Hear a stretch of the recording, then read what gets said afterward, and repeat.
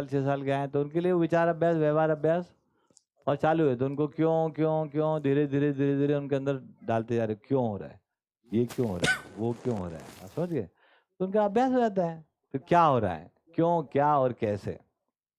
है ना? अभी देखो शादी क्यों, इसका आंसर नहीं है, तो शादी क्या, उसका आंसर नहीं है, तो हम क्या करते हैं, कैसे का प्रश्न करते रहते हैं, कैसे कर रहे हो, किससे कर रहे हो, ये इसके बाद का है, कब कर रहे हो और बात का है। तो क्यों का उत्तर नहीं कर रहे हैं, क्या का उत्तर कुछ भी मान्यता से ले रहे हैं, कैसे करने पे बड़ा ध्यान दे रहे हो, हम डेस्टिनेशन वेडिंग कर रहे हैं, सिंगापुर में जाकर कर रहे हैं, नहीं हम हिंदू परंपरा से कर रहे हैं, नहीं हमने छोड़ दिया, हम तो रजिस्टर मैरिज करा है, कुछ फर्क नहीं पड़ता, आप रजिस्टर कराओ, आप है ना अनरजिस्टर्ड कराओ, बाद में रजिस्टर कराओ, है ना, कुछ फर्क नहीं पड़ता, क्योंकि क्यों और क्या का उत्तर हुआ नहीं है। अब लव मैरिज करो चाहे अरेंज मैरिज करो, कुछ फर्क नहीं पड़ता, रिजल्ट हुए आने वाले हैं, है ना। लव मैरिज अरेंज मैरिज में कुछ फर्क नहीं पड़ेगा, क्योंकि क्यों और क्या का तो उत्तर ही नहीं हुआ,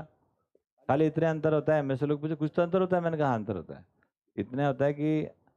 लव मैरिज में आप अपनी गर्लफ्रेंड से शादी करते हो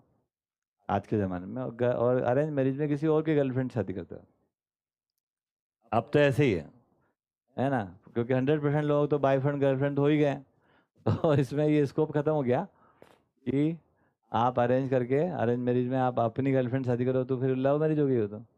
है ना। तो arrange marriage is equal to marrying some others girlfriend, is right. अब उससे क्या फर्क पड़ता है, उससे कोई फर्क वरक नहीं पड़ता, क्योंकि फर्क तो पड़ता है क्यों और क्या के उत्तर से। क्यों शादी करनी है, क्या है शादी, जो पूछ रहे हैं भैया, किसको अधिकार है शादी करने का, क्या योग्यता ही अधिकार है, योग्यताएं क्या है, उसके लिए हम लोग बात करेंगे अल्टरनेटिव, है ना, जो पूछ रहे हैं भैया, किसको अधिकार है शादी करने का,